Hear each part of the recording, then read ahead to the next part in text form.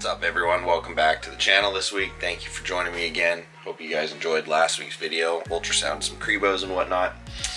Before we wrap up this tank building saga that I'm sure some of you guys are interested in, some of you guys are waiting for me to be done with, I thought I would kind of do a little viewer request slash little fun tip to help you guys out and teach you an alternate way to determine the gender in baby corn snakes that are super tiny and fragile. So let's get to it.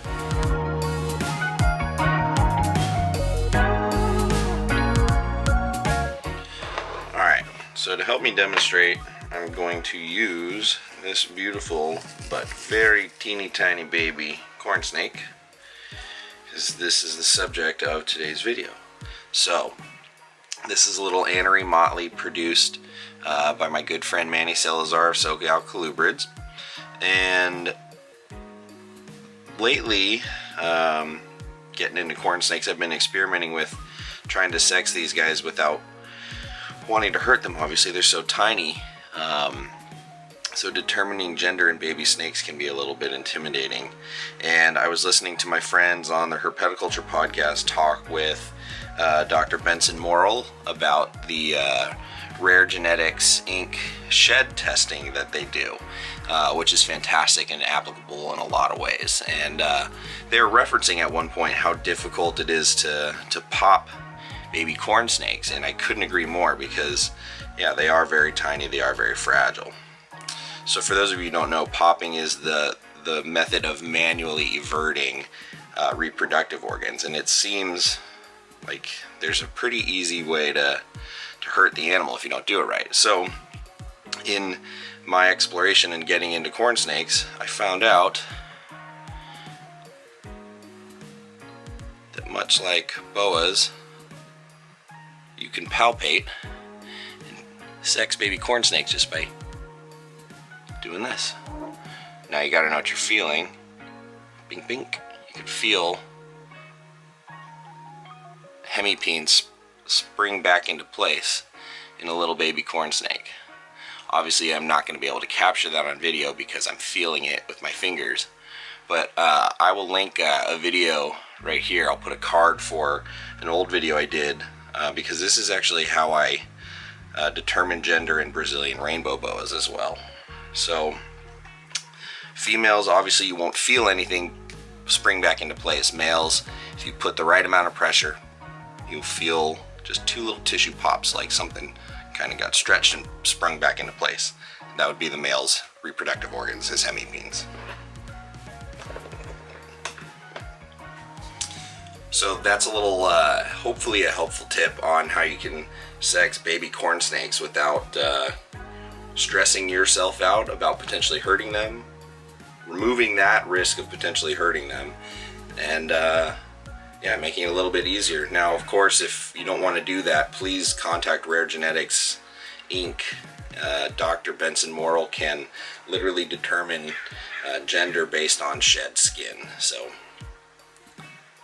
but yeah, hopefully that helped. That was a little requested video of showing how I can sex corn snakes just by palpating, because I did mention it in a previous video. So this is a female.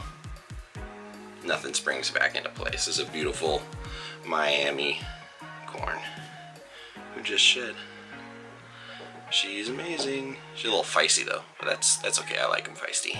So, but yeah, hopefully that helps for any of you who are sitting there going, man, I don't want to even try sexing these corn snakes until they've eaten like 10 times and grown a bit because they're so small and delicate.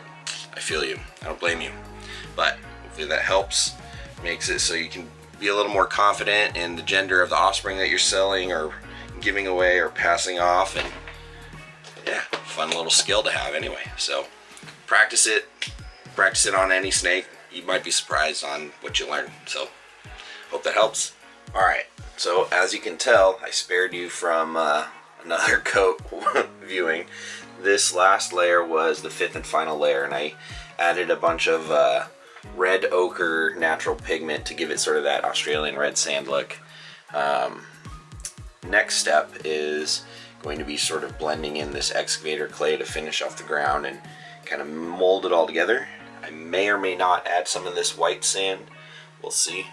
And then I've got some of this Galapagos reindeer moss, because these little tufts kind of remind me of like little arid, dry grass sort of spinifex, almost clusters. So I'm going to sort of strategically glue and place these around. And then the coup de grace will be this bundle of sticks and seeing how many I want to put in there and make sure it all looks kosher. And then it's going to sit there for a while until I can actually get the geckos, of course, and then raise them up. But anyway, still having fun with this.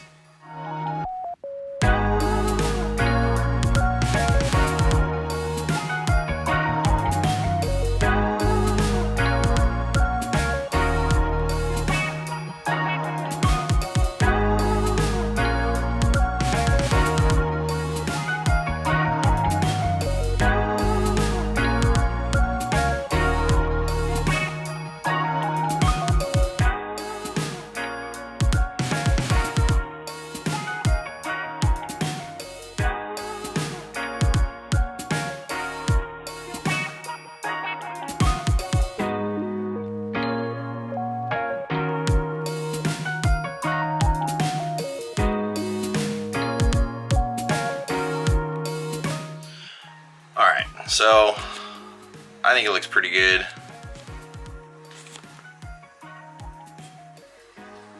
Obviously it needs to dry before I add any of my little moss accents, but as you saw, decided to improvise and just not carve anything out, just kind of have more of a natural landscape and then add it to blend into all the ledges and stuff. And I think once it dries it'll look pretty darn good. Once it dries, we'll glue on the little reindeer moss tuffets, and then it's basically time to peel off the tape and just stare at it for a while empty. So, but anyway, I hope you guys at least got some inspiration on a tank build. I know what I will do different moving forward, what I liked about this build, what I didn't, and considering I've got some crocodile geckos and a pretty bland 20-gallon tank, I think they're next up for a nice custom build like this one of these days. So when I do that, I'll bring you along, and I'm sure that process will be different. So anyway, hope you guys enjoyed a little corn snake tip, and seeing this kind of wrap up. Once it's dry, I'll obviously show you my final touches, but yeah, hope you enjoyed it.